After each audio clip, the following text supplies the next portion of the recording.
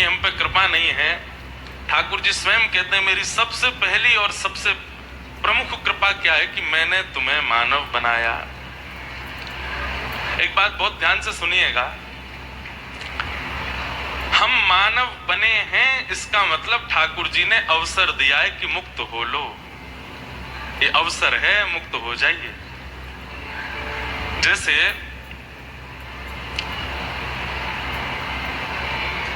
कोई व्यक्ति गहरी नदी में डूब रहा हो और उसी समय कोई बहता हुआ लकड़ा सामने आ जाए तो मतलब समझ लेना चाहिए कि ठाकुर जी ने अवसर दिया, इस पर चढ़ के निकल लो यहां से। ठीक वैसे ही इस संसार भवाटवी में हम सब जीवात्मा डूब रहे हैं और उसी समय ठाकुर जी ने मानव रूपी एक लकड़ा भेजा, मतलब एक नौका भेज दी, हमें मानव बना दिया और ठाकुर जी ने कहा ये अवसर मिला है, निकल लो। जो गुरु शरणा लेकर के, जो सत्संग की आश्रय में आकर के ऐसे सुंदर सुंदर उत्सवों में उपस्थित होकर के और यहां संतों के द्वारा कही गई वाणियों का जीवन में पालन कर लेते हैं, उनके साथ क्या होता है, वे संसार रूपी भवाटवी से पर निकल लेते हैं, एक प्रकार से यहां से मुक्त हो जाते हैं। संसार से मुक्त होने का साधन अन्य किसी स्वरूप में बहुत मुश्किल है। फिर गजेंद्र जैसी अनुग्रह ठाकुर जी कर दें कि पूर्व जन्म की स्मृति आ जाए और गजेंद्र जैसा आप स्तोत्र गान कर दें तो कृपा भले ही हो जाए, नहीं तो इस संसार भवाटवी से मुक्त होने का एकमात्र मानव देह ही आश्रय है। तो ये बात तो प्रमाणित है। हम आप सब लोगों को नित्य भावुक होना चाहिए ये सोच करके कि हमें ठाकुर जी ने मानव बनाया, मतलब अवसर दिया है कि आप मुक्त हो लो। लेकिन फिर भी हम इसका दुरुपयोग करते हैं। तो हम जो अपना विषय कह रहे हैं कि कृपा होती तो केवल मानव बने हैं, अति कृपा हुई तो मानव बनते कहां, चित्रकूट में बने, अयोध्या में बने, वृंदावन में बने, बरसाने में बने, 84 कोस में बने, या जहां भी भगवत भाव विद्यमान है वहां बने, ये अति कृपा है। कृपा, अति कृपा, और उसके बाद में भी ठाकुर जी की सेवा प्राप्त हो जाए किसी भी इंद्रिय से, ठाकुर जी के स्वरूप की सेवा प्राप्त हो जाए, ठाकुर जी के ग्रंथों की सेवा प्राप्त हो जाए, ठाकुर जी के जनों की सेवा प्राप्त हो जाए, ये अति हरि कृपा है। तो दास पर तो अति हरि कृपा हुई, और अति हरि कृपा में भी और जितनी अति लगा दी जाए वो भी कम पड़े। भगवत सेवा प्राप्त हुई, ठाकुर जी की कथा की सेवा प्राप्त हुई, उसमें भी रहवासा धाम में कथा कहने के लिए हमको आमंत्रित कर दिया, और ये संसार के लिए आमंत्रण होगा, हमारे लिए तो आज्ञा है, हमारे लिए तो आज्ञा है। और आज्ञा का निर्वहन, महाराज जी आप कह देते हैं ना कि ये करना है, हम पता नहीं क्यों दूसरा विचार ला ही नहीं पाते चित्त में, कहते हैं कि नहीं कैसे भी करना है, करना है, महाराज जी की आज्ञा है। और बस यही, हम कोई अपनी प्रशंसा नहीं कर रहे हैं, हम इसलिए बता रहे हैं कि आप भी ऐसे ही करो। आज्ञा गुरुणाम अविचारणीयाम, हमने पहले दिन भी अपनी कथा में कहा था, आज भी कहेंगे, गुरु आज्ञा नहीं देते हैं, गुरु सामर्थ्य देते हैं। आप बस उसको पालन कर लीजिए, वो हो जाएगी, अपने आप पूर्ण हो जाएगी।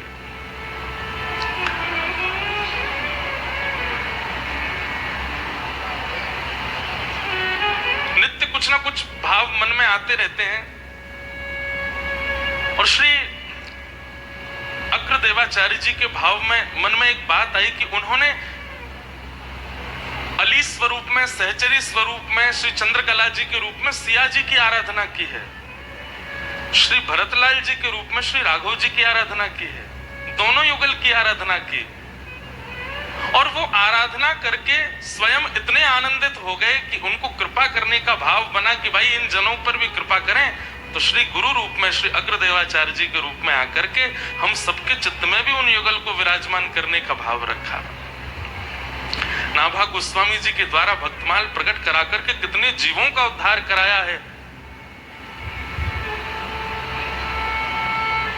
भगवत सेवा में भी रहे और जीव सेवा में भी रहे श्री अग्रदास जी महाराज। वही श्री राघव जी के साथ श्री भरतलाल जी के रूप में जाते हैं। और श्री भरत चरित्र यदि सुनना है तो पूज्य महाराज जी की वाणी आप सुने। श्री भरतलाल जी का कैसा प्रेम,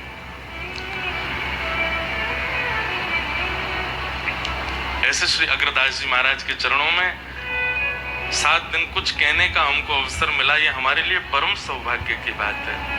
आज श्री रामानुज गुरु जी बड़े प्रसन्न हो रहे होंगे, हमारे पूज्य नाना जी बड़े प्रसन्न हो रहे होंगे, हमारे पूज्य दादाजी बड़े प्रसन्न हो रहे होंगे कि लाला ने, चलो एक, वैसे तो कथा करना ही एक सौभाग्य है, लेकिन ऐसी दिव्य पीठ पर आकर के, ऐसी परंपरा की पीठ पर आकर के, ऐसे दिव्य महापुरुषों के सन्मुख अपनी वाणी से एक शब्द भी कह देंगे।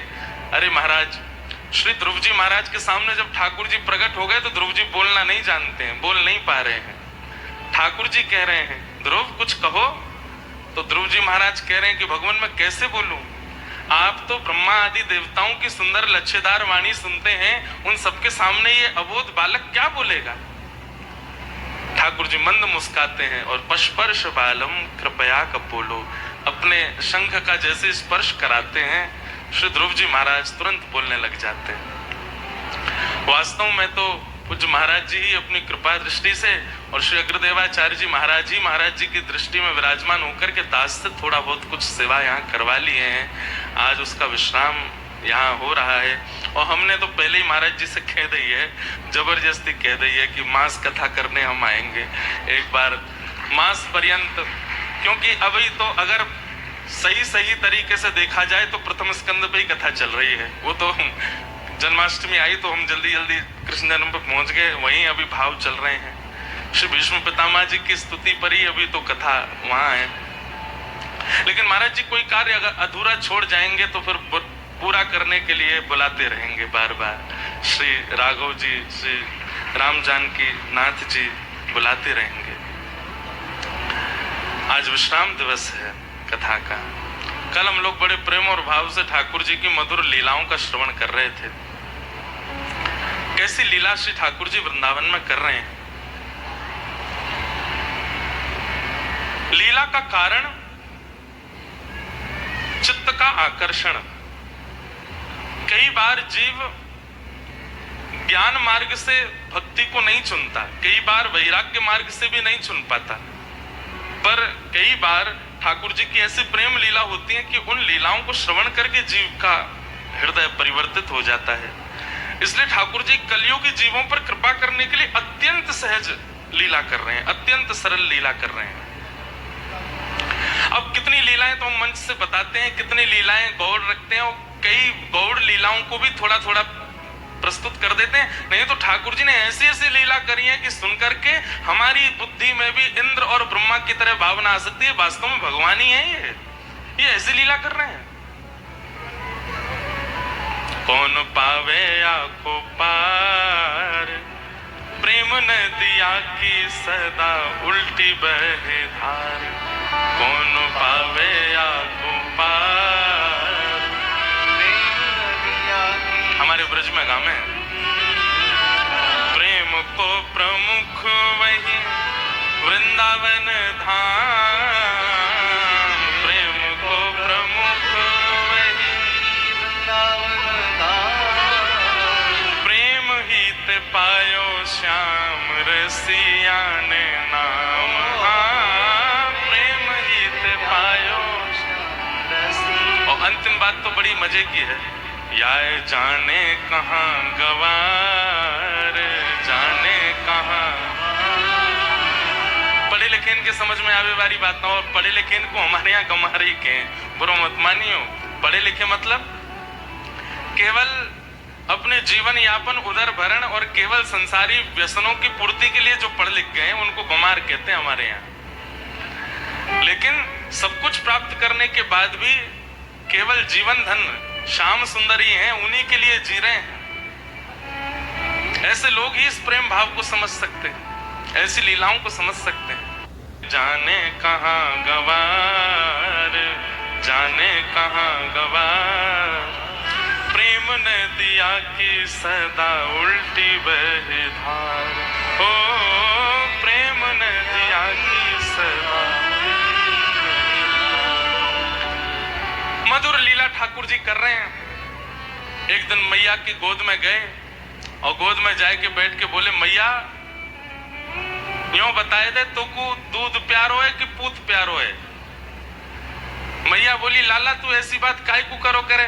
बोले, पूरे दिन तू दूध में ही लगी रहे, कभी देखूं तो दही मथ रही है, कभी देखो तो मक्खन निकाल रही है, कभी देखो तो दूध औटा रही है। सुबह से शाम तक मैया तू दूध में ही रहे, मुझे तो संशय होवे कि तू को दूध प्यारो है कि पूत प्यारो है। सुबह सुबह बोल रहे ठाकुर जी। मैया गोद में लेकर के लाला को बोले, अरे नाय लाला, ये सबरो दूध भी तो पूत के ही काजे, मुझको तो मेरो लाला प्यारो है। अच्छो मैया? बोले हाँ। तो चल मुझको अपना दूध पान कराए दे। जैसे ही मैया अपने पयोधर का पान कराती है, बंधुओं एक बात हमारी बहुत ध्यान से सुनिएगा। हाँ, जय हो श्री मिथिला धाम की जय। हमारे परम पूजनीय प्रातः स्मरणीय श्री बक्सर वाले पूज्य मामा जी,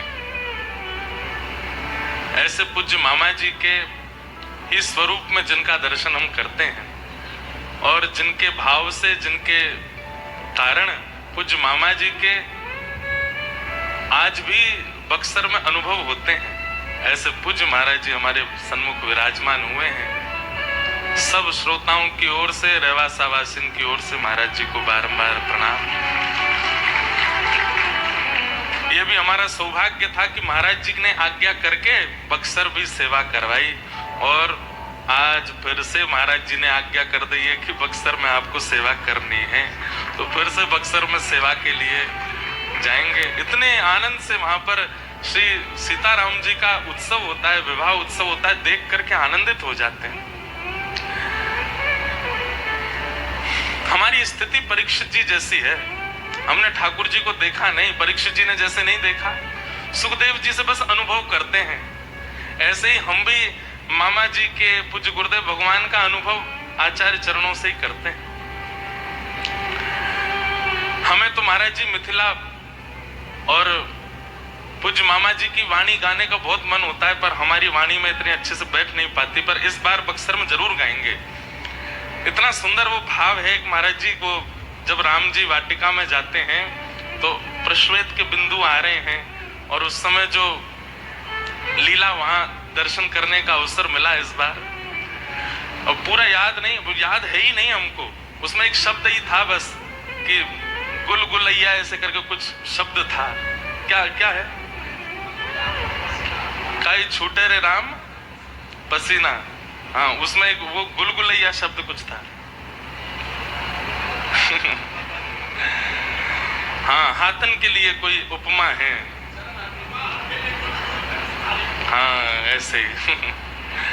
इस बार महाराज जी हम गाएंगे, इस बार अभ्यास करके आएंगे तो वहां जरूर मामा जी की वाणी सुनाएंगे।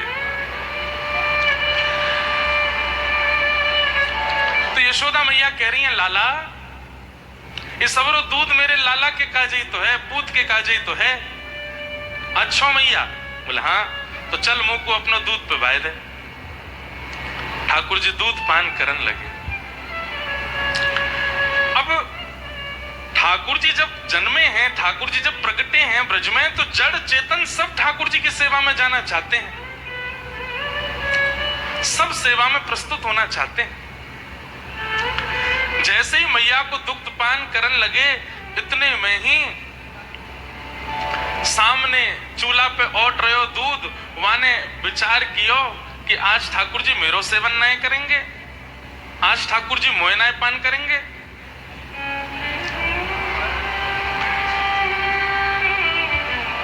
आज मैया के दूध से ठाकुर जी तृप्त हो जाएंगे, तो गैया को दूध जो औट रहे हो है, अपने प्राण त्यागन लगो। तो जैसे दूध बहुत उफन के बाहर आता है, ऐसे दूध उफन के बाहर आने लगा। उसके पीछे भावना ये थी कि वो चैतन्य हो गए हैं, वहां दुग्ध की भी ये भावना रहती है। महाराज जी एक प्रसंग आता है ना कि श्रीमद वल्लभाचार्य जी के पास में एक बार 3 लोग रोते हुए आए, तो महाप्रभु जी बोले तुम रो क्यों रहे हो? तो वे बस हाथ जोड़ करके यही बोलते रहे, हमें ठाकुर जी की सेवा से दूर मत करो, हमें ठाकुर जी की सेवा से दूर मत करो। महाप्रभु जी बोले कौन दूर कर रहा है तुमको?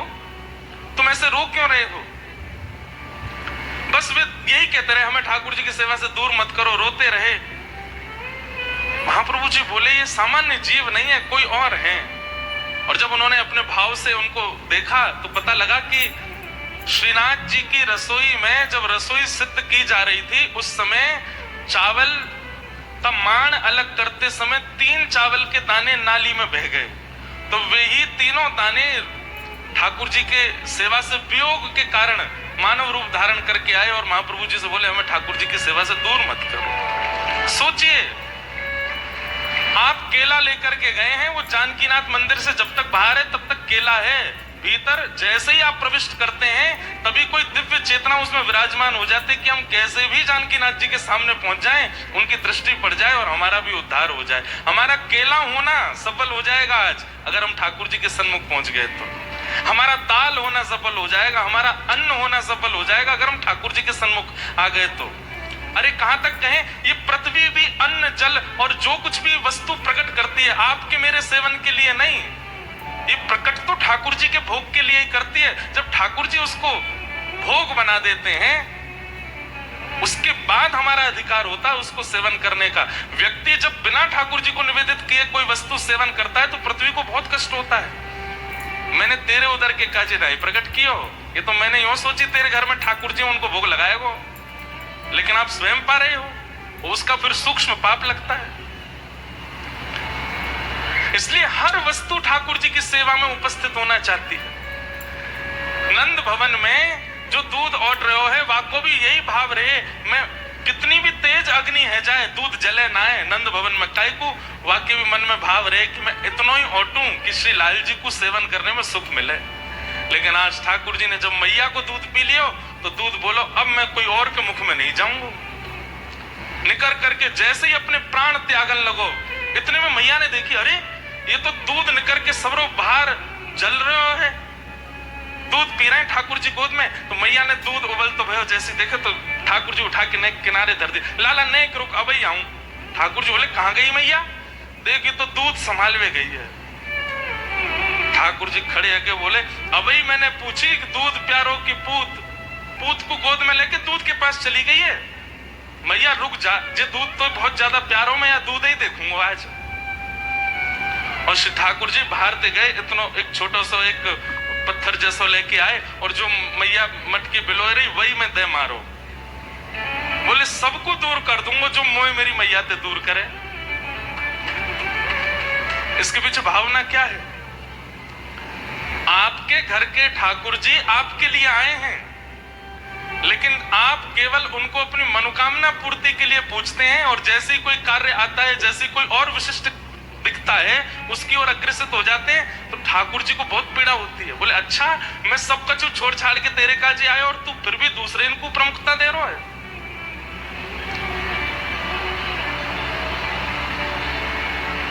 यशोदा मैया दूध समारोह गई, ठाकुर जी ने सबरे गौरस फोड़ दिए। मैया दूध संभाल के जैसे पीछे मुड़ के देखी तो यहाँ मटकी फूटी पड़ी है, दही बहरो है, दूध बहरो है, मक्खन गिरो पड़ो है। मैया ने आज अपनी साड़ी बांधी और बोली लाला जो जो बड़ो है तो जा रो या कि उधमन की सलना है पड़े, आज बताऊंगी यार मैं। आज आप सबन को ब्रजभाषा समझ में आ रही है ना। वैसे यहाँ जो भाषा बोलते हैं थोड़ी शेखावाती मारवाड़ी जैसी, उसमें भी कुछ कुछ शब्द तो ब्रज के ऐसे ही लगते हैं, तो ब्रज भाषा बड़ी प्यारी है, हमारे लाला ऐसे बोलते। यशोदा मैया बोली यार मैं बताऊं आज। और मैया छड़ी लेकर के जैसे गई तो कहा देखो गौरस भंडार में सबरी मटकी फोड़ के ठाकुर जी माखन लेके खिड़की पे बैठे और बंदरन में लुटाए रहे, बंदरन में खवा रहे। मैया बोली नीचे आ, तो बताऊं। ठाकुर जी नीचे आए और ऐसी चौकड़ी मार करके भागे जैसे छोटे बालक दौड़े, कभी कहीं कूद जाए कभी कहीं पहुंच जाए। ठाकुर जी की गति तो और भी तेज है। पीछे पीछे मैया छड़ी लेकर के भाग रही है और आगे आगे ठाकुर जी। आहा, मैया के गजरा लगे हैं शीश में, पुष्प टूट टूट करके गिर रहे हैं, मानो ये भावना कर रहे हैं मैया हम तेरे सिर पर रहवे योग्य नहीं है, हम तो तेरे चरण के दास हैं। क्यों? जगत नियंता पतित पावन भगवान तोते डर के भाग रहे हैं। जिनते भयभीत तीनों लोग होवे, वो तोते डर के भाग रहे हैं। हमारे सूरदास जी कहते हैं, यह धन धर्म हित पायो, यह धन धर्म हित पायो, नीके राख यशोदा मैया, नीके राख यशोदा मैया, नारायण घर आयो, नारायण घर आयो, जो धन परो क्षीर सागर में, जो धन पायो क्षीर सागर में, वेदहु पार ना पायो मैया, वेदहु पार ना पायो, धर्म हित पायो, यह धन धर्म हित। मैया तू जा लाला के पीछे छड़ी लेके भाग रही है, देवता कह रहे आकाश से, वेद भी नेति नेति कह करके पुकारते हैं, हम देवता भी जिनका पार नहीं पा सकते, जो क्षीर सागर में शेषनाग पर लेटते हैं, वो तेरे घर लाला बन के आए और तू छड़ी लेके भाग रही है उनके पीछे। अरे भैया मैया छड़ी लेकर के भाग रही है, ये एक पक्ष है, लेकिन दूसरा पक्ष ये भी तो देखो कि परमात्मा डर के भाग रहे हो आगे आगे।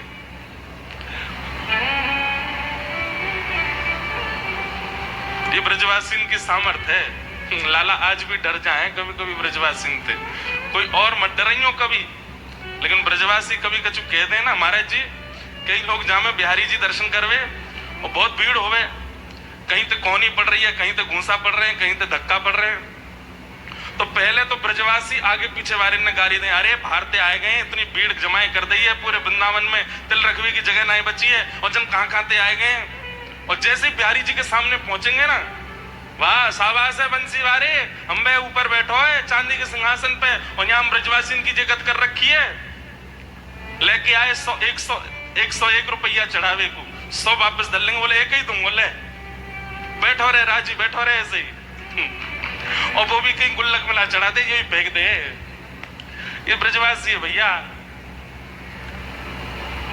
श्री स्वामी हरदास जी की परंपरा का एक ग्रंथ दिया था लाला ने, तो वहां में एक महाराज जी एक बहुत सुंदर कथा सुनी कि एक दिन महाप्रभु जगन्नाथ जी बड़े आनंद में, पुजारी जी ने कपाट खोला तो आज ठाकुर जी के अधर अलग ही चमक रहे हैं, तो पुजारी जी ने जाकर के महाप्रभु जगन्नाथ जी को प्रणाम किया, बोले जय जय, आज बड़े प्रसन्न लग रहे हो। इतने में ठाकुर जी अपने ब्रह्म वेदी पर ऐसे झूमने लगे, तो पुजारी जी बोले अरे आज इतने आनंद में क्यों है नाथ?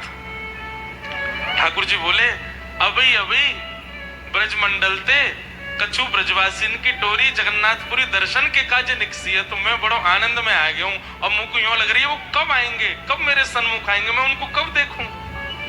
तुम सुनो हमारी बात, उनको 4 दिना को समय लगेगा, उनके काज भोजन की व्यवस्था, रहने की व्यवस्था, उनके विश्राम की सब व्यवस्था करवाए दो।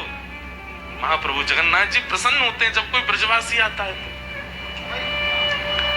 भैया एक बात सुनिएगा, कितने भी बड़े बन जाइए, बड़ी पदवी पर होने के बाद भी अगर किसी के प्रति संकोच या भय तो नहीं कहेंगे, हल्का संकोच रखते हैं ना, असली प्रेम आपका उसी से है जिससे आप संकोच रखते हैं। ठाकुर जी बहुत संकोच करते हैं, महाराज जी श्रीनाथ जी नेत्र नीचे रखते हैं ऐसे, इसके पीछे कई कारण बताते हैं। हमारे पुष्टि मार्ग में कहते हैं कि ठाकुर जी चरणन में देख रहे हैं, बोले जो शरणागत है वहीं पे मेरी दृष्टि है, सीधा अर्थ तो ये है। पर हमारे ब्रज के लोग कहें, बोले लाला संकोच में दृष्टि नीचे करके खड़ो है, बोले काहे को, कहीं मेरे सामने ब्रजवासी आए गए और उनको देख के मेरा मन यहाँ मेवाड़ में नहीं लगो तो संग जावे को मन करेगा, हमारे नीचे देख रहे हैं। एक बार 2 ब्रजवासी गए श्रीनाथ जी को दर्शन करवे। अब श्रीनाथ जी में जब जाते हैं तो वहां जय जयकार बड़ा सुंदर लगता है, कृष्ण कन्हैया लाल की जय, गिरिराज धरण की जय, श्याम सुंदर यमुने महारानी की जय, गुसाई जी परम दयाल की जय, पूछ रे के लौथा की हुप हुप। अब जय जयकार है रहे हो, ब्रजवासी आपस में चर्चा कर रहे हैं, बोले है रे इतनी जय जयकार है रही है पर लाला अबऊ नीची दृष्टि करके खड़ो है, ऊपर देख ही ना रहे हो, या की दृष्टि हम पर पड़ ही ना रही। तो ब्रजवासी मन में सोचे, बोले सबरी जय जयकार कर दें पर वो तो कर ही ना चाहते जो खुश हों। बोले कौन सी? बोले संग में बोलो, बोल वृषभानु के जमाई की। और जैसे ही जमाई की जय बोली सोई श्री जी बाबा के नेत्र ऊपर है गए, मंद मुस्काए गए। बोले अरे भैया इन सबरिन में कौन सा आयो, मेरे ससुराल थे। ब्रजवासियों से बहुत प्रेम करते हैं ठाकुर जी, बहुत प्रिय लगते हैं। इसलिए भैया ब्रजवासी ने थोड़े अल्लड़पने में कछु कह दे ना, इनने ठाकुर जी ना छोड़े तो आप कौन हो? ये ठाकुर जी ना कछु सोचे तो फिर आप कौन हो? तो जो महाराज जी गाते हैं एक रसिया हमारे ब्रज को, यह वृंदावन की लीला मत जानो याए गुड़ को चीला। वृंदावन की लीला याए जानो गुड़ को चीला। या में ऋषि मुनि गए हार, जपे जा राधे राधे। या में ऋषि मुनि गए हार, जपे जा राधे राधे। ओ वृंदावन धाम अपार, जपे जा राधे राधे। वृंदावन धाम अपार, जपे जा राधे राधे। गाय लो नेक। अरे वृंदावन धाम अपार, जपे जा राधे राधे। वृंदावन धाम अपार, जपे जा राधे राधे। श्री वृंदावन धाम अपार, जपे जा राधे राधे। वृंदावन धाम अपार, जपे जा राधे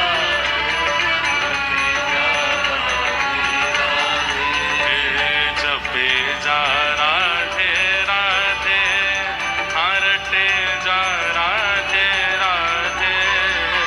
जपे जा राधे राधे, रटे जा राधे राधे। श्री वृंदावन धाम अपार, जपे जा राधे राधे। वृंदावन धाम अपार, जपे जा राधे। और जो राधा नाम न हो तो रसराज विचारो रो तो। जो राधा नाम न हो तो रसराज विचारो रो तो। जो राधा नाम न हो तो रसराज विचारो रो तो। राधा नाम न हो तो रसराज विचारो रो तो। वो नहीं होत कृष्ण अवतार, रटे जा राधे राधे। नहीं होत कृष्ण अवतार, जपे जा राधे। श्री वृंदावन धाम अपार, रटे जा राधे राधे। वृंदावन धाम अपार, जपे जा राधे राधे।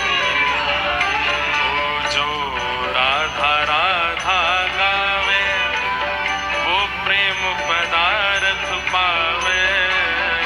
राधा राधा गावे, वो प्रेम पदार्थ पावे। जो राधा राधा गावे, सोई प्रेम पदार्थ पावे। राधा राधा गावे, सोई प्रेम पदार्थ पावे। अरे वाह को है जाए बेड़ा पार,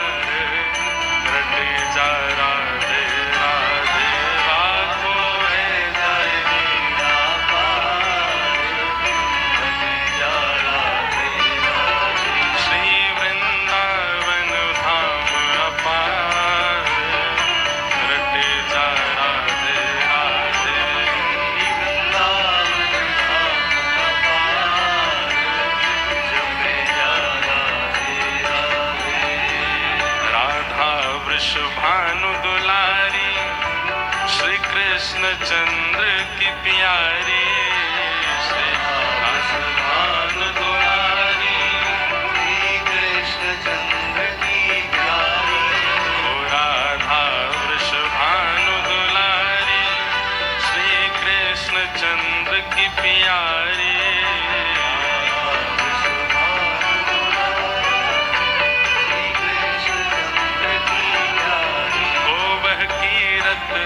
की राज दुलारी वह कीरत राजकुमारी जपे जा राधे राधे कीरत राज दुलारी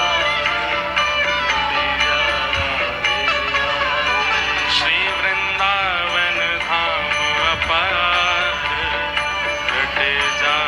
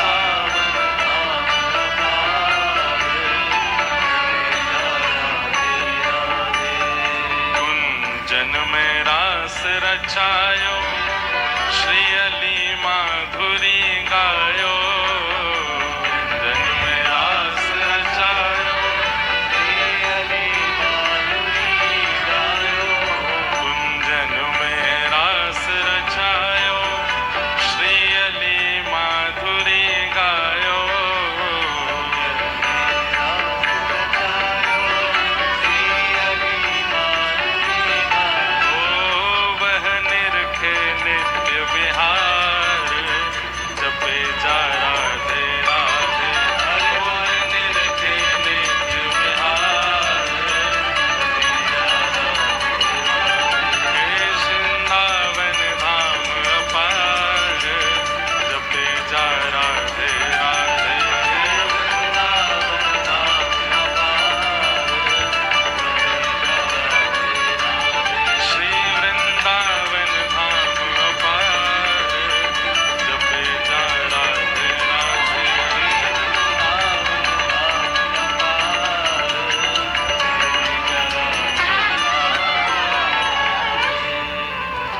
वृंदावन की लीला तो ऐसी है कि यहाँ परमात्मा भी अपने प्रभुत्व को भूल करके लीला करते हैं। वैसे तो प्रभुत्व हमारे श्री राघव जी भी कई बार भूलते हैं और नहीं भूलते तो फिर सखीन के द्वारा बुलवाए जाते हैं। एक महाराज जी लीला है, एक कथा तो सबको पता ही है और हो सकता है ये भी सुनी हो कि सियाजू ने एक दिन वह धनुष को अपने हाथ से उठा लिया और श्री जनक जी महाराज ने वो देख लिया कि ये तो साफ सफाई कर रही है, धनुष उठा लियो है। वही दिन मन बना लियो कि भैया ये सामान्य नहीं है, जो यह धनुष को उठाए लेगो वही वर्ण करेगो। पर ऐसी लीला भी सुना में अति सुकुमारी सियाजू अपनी सब सखीन के साथ में खेल रही हैं। चारुशिला जी, चंपक लता जी, यहाँ ने भैया ने एक शांति रख ले इधर।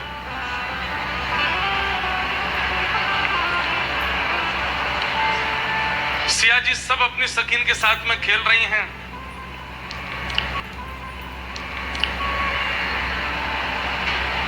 और वही समय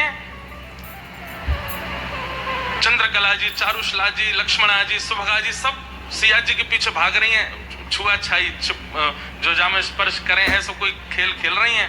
तो सिया जी खेलते खेलते खेलते धनुष के पास पहुंची और वही के चारों तरफ घूमने लगी। तभी श्री सियाजू की चुनरी की एक छोड़ धनुष के किनारे में अटक गई, जैसे कभी चुनरी कहीं इर्ज जाए, अटक जाए।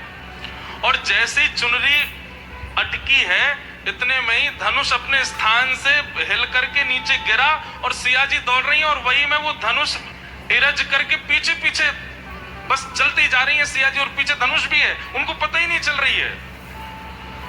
धनुष के घर्षण से अद्भुत चिंगारियां प्रकट हो रही हैं, आकाश में बादल गड़गड़ कर रहे हैं, पृथ्वी थोड़ी थोड़ी भूचाल जैसा हो रहा है। महाराज सामान्य धनुष नहीं है। और चारू शिला जी इस दृश्य को देख रही हैं, चंद्रकला जी से जाके कहें, अरे आप सिया जी को रोको, ये क्या कर रही हैं? ये तो धनुष ऐसे इनके पीछे ही चलो जा रहे है। चंद्रकला जी बार बार कह रही हैं, सियाजू सावधान, सियाजू सावधान। तो सीता जी को लगी है हमको छूना चाह रही है या हमारे सावधान सावधान बोल रही, तो और तेज दौड़ी। अब धनुष महाराज कभी तो कहीं पत्थर में लगे, कभी कहीं करे, पूरे वन में घूमिया ही धनुष पीछे ही लटको भयो है। अब आप विचार कीजिए, हमारी सियाजू को कैसो प्रताप है, उनको कैसो बल है, लेकिन कितनी कोमलांगी है। इतने में ही चंद्रकला जी युक्ति बना करके सिया जी के सामने आई, दोनों भुजा आगे करके बोली, नेक रुको। बोले नहीं तुम मुझको छुओगे नहीं, छूनो नहीं, पीछे देखो। तो जैसे ही सीता जी ने पीछे देखो तो धनुष जिस स्थान पर रखा वहां से लेके जहां तक सीता जी आई उतने मार्ग में दरार पड़ गई और धनुष से अद्भुत चिंगारियां प्रकट हो रही थी। सीता जी देख करके घबरा गई। इतने में चंद्रकला जी, चारुशला जी सब आई। बोले आपको पता ही नहीं चली? बोले ना मुझको ना पता चली। सबन ने प्रणाम कियो, जय हो हे जनक नंदिनी, कैसा अद्भुत प्रताप है आपको। अब हमारी तो इतनी सामर्थ्य नहीं कि हम उठा के धर दें, कम से कम उठा के वहां व्यवस्थित तो कर दो। तो सीता जी एक हाथ से उठा में लेकर के गई, वहीं जाके व्यवस्थित किया। देखे तो जगह जगह से वो धनुष अब इतना तेज सिया जी घूमी है उसको लेके कि वो जगह जगह से कहीं से थोड़ा खंडित सा भी हो गया, कहीं से उसमें कुछ निकल भी गए हैं। प्रेम रामायण में ऐसी कथा, उसमें कुछ निकल भी गए हैं। प्रेम रामायण में ऐसी कथा सुना मैं। चंद्रकला जी बोली, सिया जी आपको पता है श्री राघव जी आएंगे और वे आपको भंजन करेंगे, तभी आपको विवाह होएगा। बोले हाँ, लेकिन बोले ये साक्षात देवता स्वरूप है, आपके स्पर्श से हिल के गिर गए हो है, कहीं कहीं आप ले गई हैं। कहीं ऐसा नहीं हो कि देवता कहीं मान करके बैठ जाए और फिर बाद में यूं सोच ले हमारा अपमान कर दिया, अब हम राम जी से नहीं टूटेंगे। सिया जी तो बड़ी संकोच में, अगर ऐसा नहीं होना चाहिए बोले तो फिर रोज पूजा करियो या की। रोज सिया जी जाती हैं, पूजा करती हैं, प्रार्थना करती हैं, हे देवता आप बुरा मत मान जाइयो, मैंने जानबूझ के नहीं कियो, बस राघव जी जब आए तब टूट जाइयो। रोज प्रार्थना करती हैं। राघव जी जब आए और सबने सुनी है कथा कि महाराज कहते तो ऐसे कि स्पर्श मात्र से धनुष टूट गया, कहते तो ऐसे कि स्पर्श मात्र से धनुष टूट गया। अब राघव जी ने धनुष तोड़ दिया, सिया जी ने माला पहना दी। उसके बाद भरत, शत्रुघ्न जी और श्री दशरथ जी महाराज अयोध्या से मिथिला पधारे। तो पहले ही अयोध्या में चर्चा फैल चुकी है कि भाई जिस धनुष को कोई राजा स्पर्श नहीं कर पाया, राम जी ने एक भुजा से उठा करके तोड़ दिया। तो आते ही मिथिला पहुंचते ही सब लोग श्री राघव जी के पास जाके एक ही चर्चा कर रहे हैं, आपने कैसे उठाया धनुष, आपने कैसे तोड़ा धनुष। सबरे भैया बोल रहे हैं, बोल भैया ने बताओ ना। लक्ष्मण जी कह रहे हैं ऐसे उठाया, यूं करके तोड़ दिया। राम जी थोड़े मंद मंद मुस्कुरा रहे हैं। इतने में ही चंद्रकला जी दूर से देख रही हैं और चंद्रकला जी के मन में भाव आ रहा है, श्री राघव जी थोड़े इतरा रहे हैं लेकिन खूब सच्चाई बता दे। सुनिए प्रभु इधर आएंगे थोड़े। राम जी इधर गए, बोले हम सबके सामने तो नहीं बोलेंगे लेकिन आपको एकांत में बता देते हैं। बोले क्या?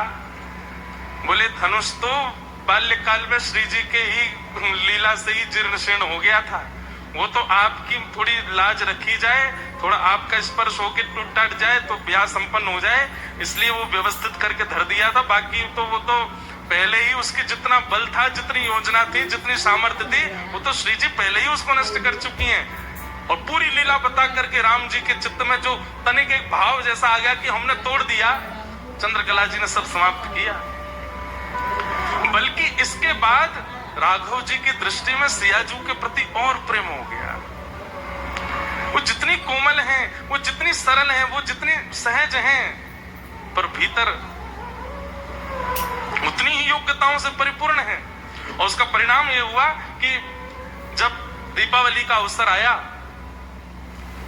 सब लोग लक्ष्मी पूजा कर रहे थे, राघव जी नहीं कर रहे हैं। राघव जी बैठे हैं। इतने में सखी ने जाके पूछी, सब भैया भी बैठे हैं, सब पिताजी माताजी सब लोग लक्ष्मी पूजन कर रहे हैं, राघव जी आप नहीं करेंगे? बोले नहीं, हम बैठे ना दूर बैठ के दर्शन कर रहे हैं। बोले नहीं नहीं, आप भी आगे चले, आप ज्येष्ठ पुत्र हैं, आप पिताजी के बगल में बैठे।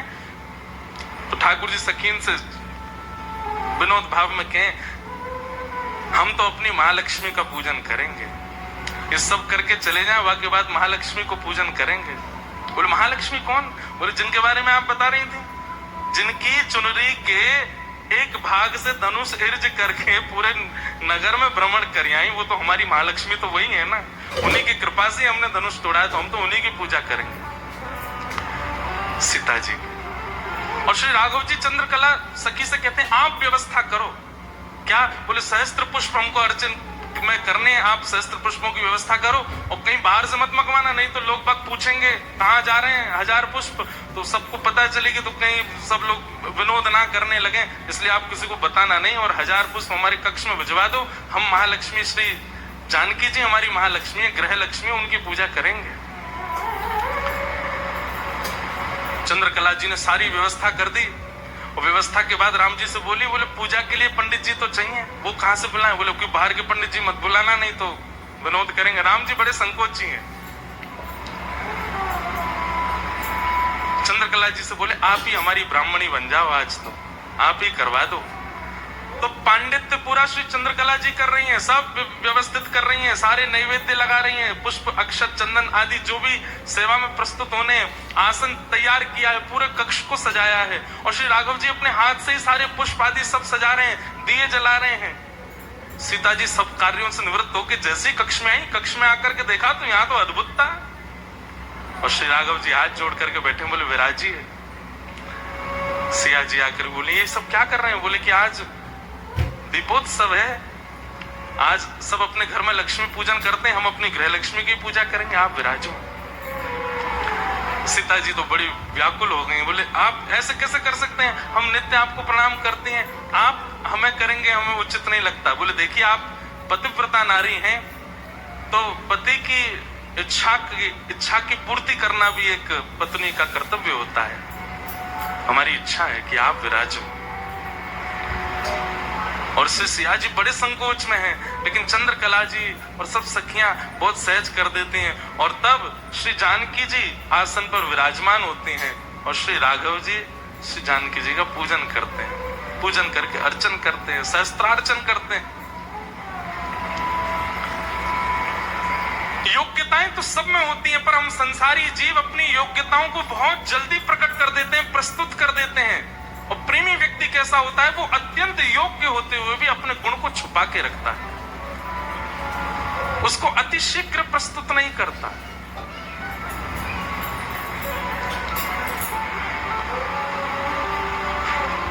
ठाकुर जी परम प्रवीण हैं, परम योग्य हैं, लेकिन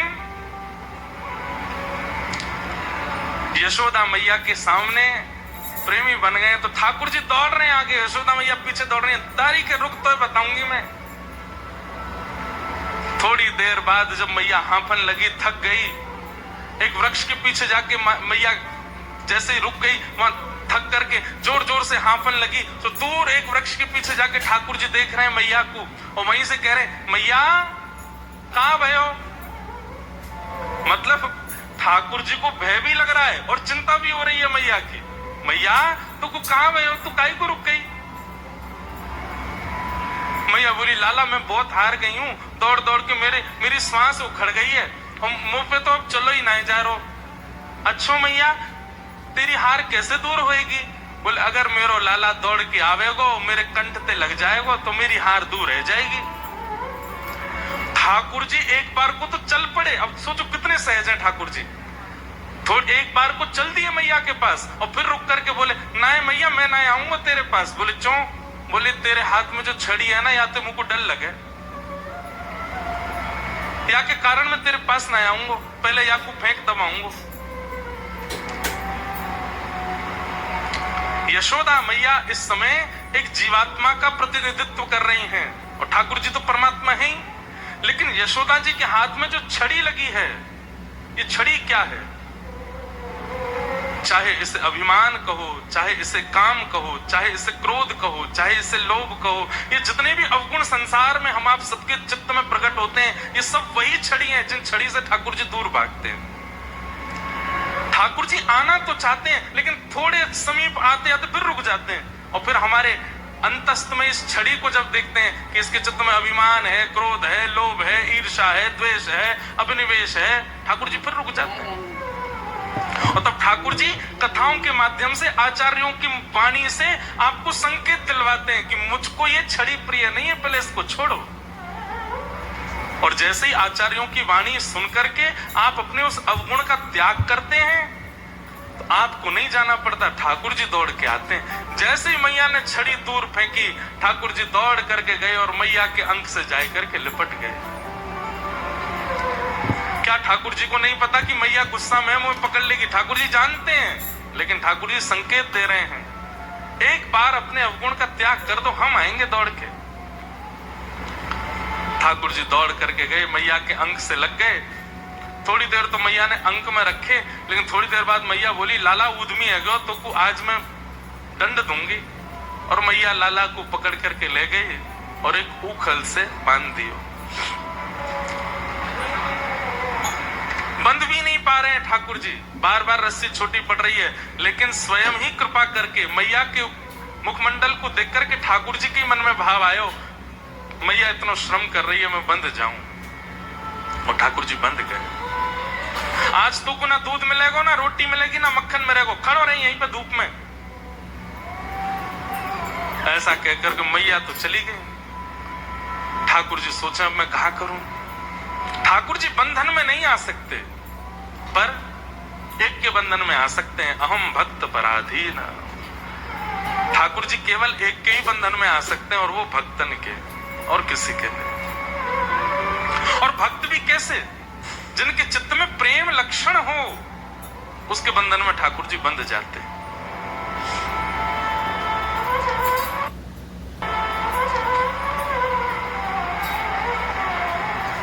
गोपाल भट्ट गोस्वामी जी श्री राधा रमन लाल जी को वृंदावन में विराजमान कर गए। ठाकुर जी आज भी उसी परिपाटी से अपनी सेवा करा रहे हैं।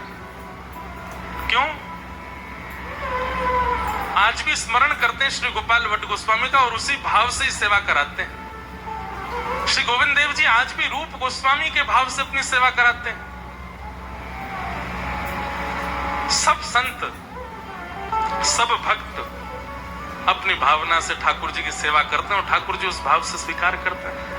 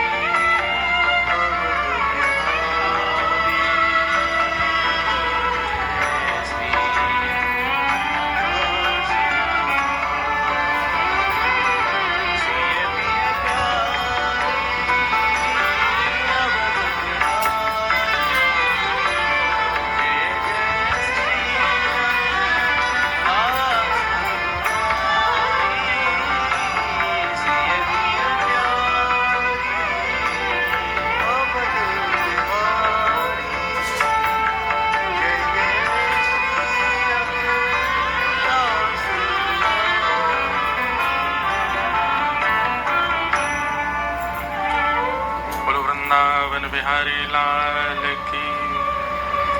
हमारे श्री वृंदावन के सुदामा कुटी के पूज्य महाराज जी, परम पूज्य प्रातः वंद्य श्री सुतीक्ष्ण दास जी महाराज पधारे हैं। पूज्य महाराज जी को बारंबार वंदन प्रणाम।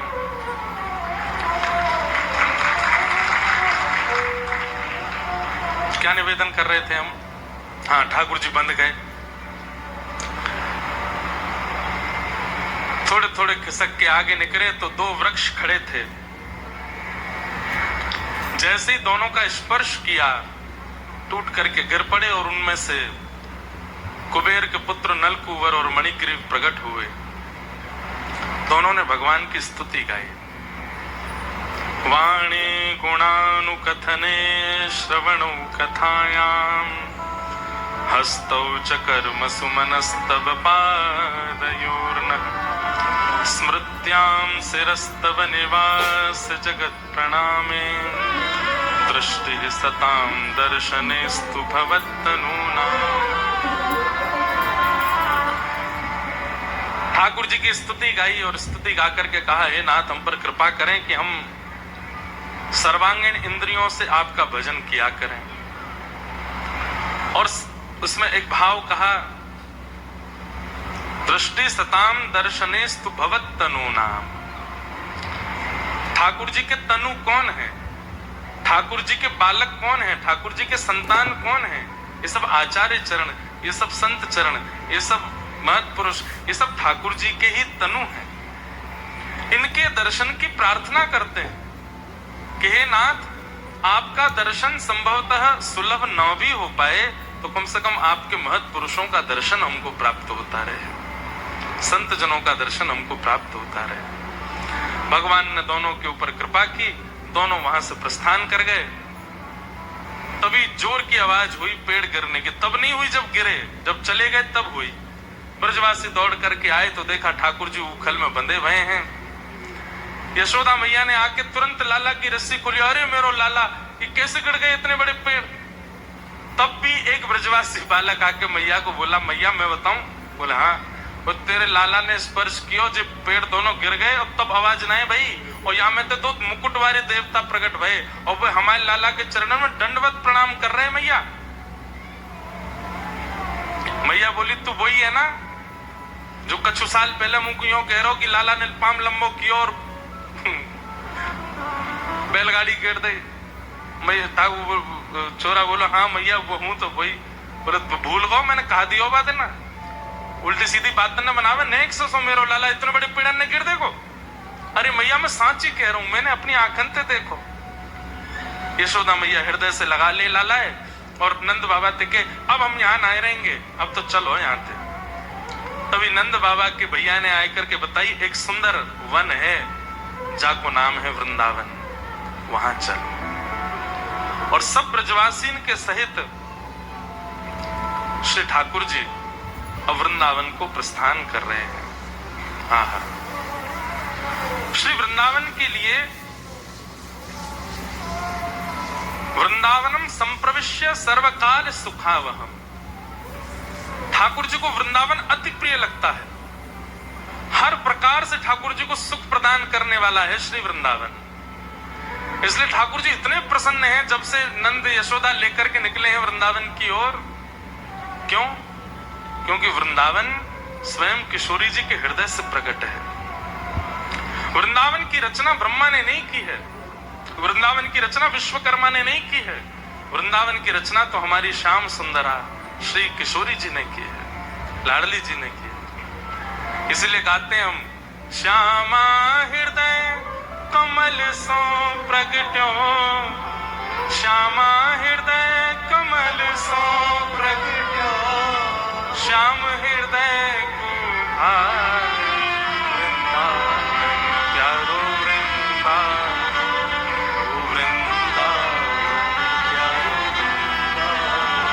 किशोरी जी के हृदय से प्रकट है और ठाकुर जी को भा रहा है। इसलिए ठाकुर जी को अति प्रिय है, क्योंकि वृंदावन की संरचना श्री किशोरी जी ने की है। स्वयं अपने हस्त कमलों से वृंदावन को प्रकट किया है। वृंदावन में विराजमान एक एक कण किशोरी जी की कृपा से है। यत्र प्रविष्टो सकलोपि जंतु आनंद सच्चित घनताम उपैति। वर्णन करते हैं कि एक छोटा कीट भी अगर वृंदावन में प्रवेश करता है तो वो भी सच्चिदानंद परमात्मा का स्वरूप है। ऐसा श्री वृंदावन धाम, वहां ठाकुर जी पहुंचे। पहुंच करके ठाकुर जी ने अद्भुत लीलाएं वृंदावन में प्रारंभ की। वृंदावन आकर के सबसे पहले ठाकुर जी ने अघासुर नाम के एक दैत्य का वध किया।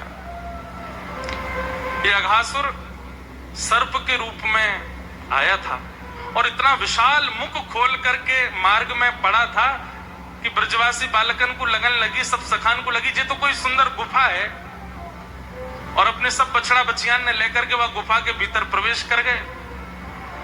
ठाकुर जी बोले ये कोई गुफा तो नहीं हो सकती है। जब तक ब्रजवासी ग्वाल बाल सब प्रवेश कर रहे तब तक तो सब ठीक, लेकिन जैसे ही ठाकुर जी ने प्रवेश किया, अघासुर ने अपना मुख बंद किया और जैसे ही जहर प्रकट करने लगो मुख में जाए करके सब ब्रजवासी इनको वध करने लगो।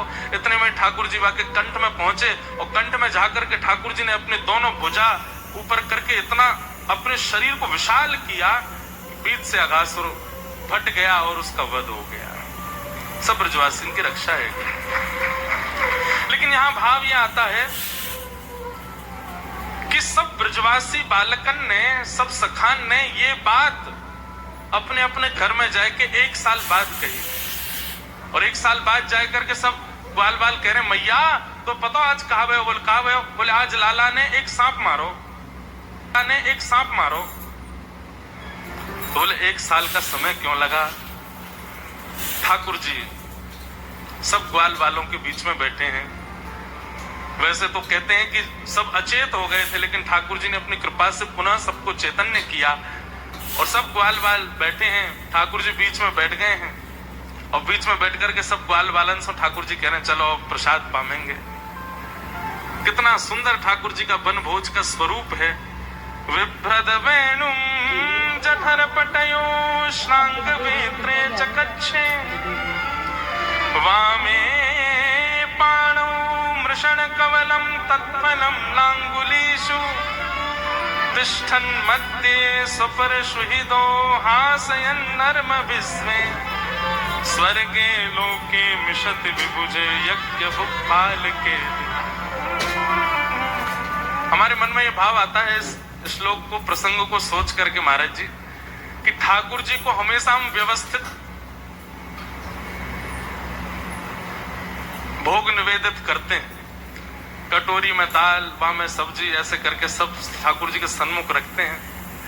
कभी कभी जैसा यहाँ वर्णन है वैसे भी ठाकुर जी को प्रसाद पवाना चाहिए। एक सुंदर बड़ा रोटला बनाओ, वही मैंने एक सब्जी धर दो, वही मैंने एक चटनी धर दो, वही मैंने एक अचार धर दो। ठाकुर जी कैसे बैठे? बोले विभ्रद वेणुम जठर पटयो श्रांग वेत्रे चकच्छे। ठाकुर जी ने अपने एक भुजा के नीचे तो वेणु दबा रखी है और दूसरी भुजा के नीचे गैयान को बुलावे वाली श्रृंगी दबाई रखी है। अपने हाथ के मध्य में ठाकुर जी चटनी लेकर के बैठे हैं और उंगलियों के बीच में विविध विविध प्रकार के अचार लगा रखे हैं। यहाँ टेंटी को अचार है, यहाँ नींबू को अचार है, यहाँ आम को अचार है। दूसरे हाथ में ठाकुर जी ने रोटी ले रखी है। एक रोटी पामे फिर एक अचार चाटे, फिर एक रोटी पामे फिर एक चटनी चाट लें, और फिर सामने बैठे जो ग्वाल वाले हैं उनसे कहें अरे तू खा ले क्या आयो? मैं तो लाला गोभी को साग लाऊं, ला चल खवाए दमो को। वो अपने हाथ से खवावे, ठाकुर जी वाको पाले। तू काले क्या आयो? लाला मैं तो आलू को झोल लाया हूं, चल चल जल्दी पवा मुंह को कैसो है। वर्णन के भाव से तो ऐसा प्रस्तुत होता है कि ठाकुर जी के चारों तरफ सखा बैठे हैं, लेकिन एक भी सखा को ये नहीं लग रहा है कि ठाकुर जी उसकी तरफ मुख करके बैठे हैं। सबको ये लग रहा है ठाकुर जी मोये देख रहे हैं और मोते ही मांग रहे हैं, और सबके भाव से ठाकुर जी पा रहे हैं। इतने में ठाकुर जी बोले अरे मधुमंगल ना है, दिख रहा हो कहां गए हो? अरे लाला मटका में कोई ऐसा लगे कड़ी वड़ी लेके आयो और कहीं हम सबरे चट्टनाए कर जाए, हमारे एकांत में जाके खाए रहो है। ठाकुर जी बोले मोते किस बच के जाएगो है कहां को? बोले वहां बैठो वृक्ष के पीछे। ठाकुर जी दौड़ करके गए तो जाके देखो मधुमंगल पूरा घड़ा मुक्ते लगाए के सब चप चप पीतो जा रहो। ठाकुर जी बोले अरे मोते बचाए रहो, दिखे कि कहीं मैं ना खा लूं तेरी कड़ी है, मैं ना मांग लूं, या हमारे एकांत में बैठ के पान कर रहा है। मधुमंगल ना लाला ऐसी बात ना। तो कैसी बात है? 3 दिना की बासी कड़ी हती, खट्टी है गई। अब लाला तू तो राजा को लाला है, तेरे घर तो रोज नयो भोजन बने, हम तो एक बार मैया कड़ी बना दे, 2-2 दिन तक वही में करनो पड़े लाला, ऐसी बात ना है। अब खट्टी कड़ी है तो को नहीं पिवाऊंगो, अब तू तो कोमल है लाला, या को तू माने ना है, जिद करके खा ले, और कहीं खावेगो तो को कहीं संकोच में बोलेगा ना हो तो कहीं दिक्कत भाई, तो या मैं लाला मैं तो एकांत में सब रोज चट कर रहा हूं। ठाकुर जी बोले ला दिखा मुंह देखन दे खट्टी कैसी है। इतने में ठाकुर जी मटका देखो तो वहां में तो कछु है ना। लाला अब तो खाए गयो, अब तो पी गयो सबरी। ठाकुर जी बोले अच्छा, लेकिन मुंह को तो मिल ही गई। बोले कहां से मिली, मैं तो सबरी खा ली। ठाकुर जी ने मधुमंगल की ठोड़ी पकड़ी और अपने नेक समीप लेकर के जो थोड़े थोड़े बिंदु कड़ी के मुख पे लगे हैं, यहाँ ने कड़ी लगी, नाक पे लग गई, गार पे लग गई, ठाकुर जी जीव निकाल के मधुमंगल को मोही चाट गए और चाट करके सबरी कड़ी ले गए। बोले अरे खट्टी तो ना है, स्वाद तो बड़ी बनी, लेकिन दारी के तू चावे ना है सब पामे, या मारे ऐसो करे। लेकिन ठाकुर जी तो सहज में लीला कर गए, पर मधुमंगल तो भावुक हो गया, नेत्रन में आंसू भर आए, अंक में भर लिया ठाकुर जी को। कोई लाला तू इतना प्रेम मत कियो कर, हम इतने अधिकारी नहीं है जितना तू हमसे प्रेम करे, तू मुंह पे लगी भाई कड़ी चाट गयो तो तू मेरो मित्र ना है, मैं ना चाट सकूं। वो ना लाला बात वो ना है, कल को अगर तू बड़ो है गयो और तो में ज्यादा योग्यता आ गई, कहीं तू हमसे दूर है गयो तो तेरे वियोग में हम कैसे रहेंगे, तू इतना प्रेम मत करे कर।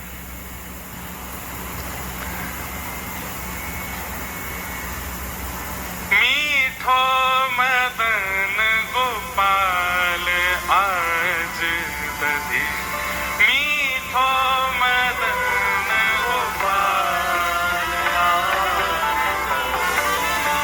ठाकुर जी दही को मटका लेकर के बैठे हैं और सबरे ब्रजवासी सामने, सब सखा खड़े हैं। ठाकुर जी कह रहे हैं भैया अपने अपने पत्तल लेके आओ तो सबन को दही बांटूं। ठाकुर जी दही निकाल करके और नेक देखें, ब्रजवासी के लाला तू नेक यहाँ को भोग लगाए दे, तो ठाकुर जी नेक चाट चाट के सबन को देते जा रहे हैं और सब पाए रहे हैं और प्रेम से कह रहे हैं वो लाला